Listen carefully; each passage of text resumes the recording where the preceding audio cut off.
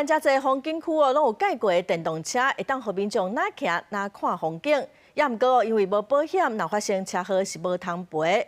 有立委就要求交通部应该制定法规来保障民众的安全。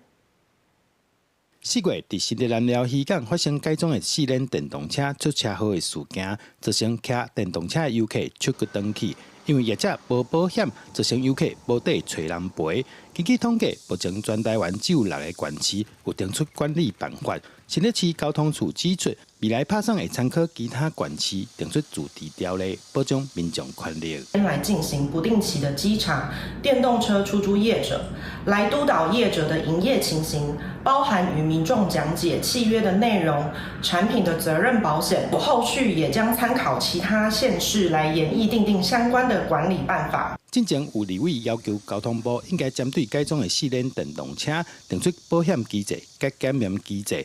新德电动车业者是话支持，而且讲只要明确的法源依据，对业者甲民众拢是保障。车子有任何不属于瑕疵或是断裂而导致乘客受伤，才有理赔。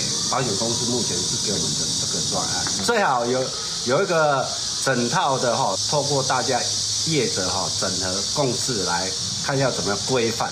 会比较好，因为这属于全国性，每个地方都有。根据交通部统计，改装电动车事故，2023年有2184件，去年增加到2325件，有愈来愈多的趋势。业者呼吁政府爱兼顾交通政策甲民众安全，推出相关的统一规定。记者杜君和新竹报道。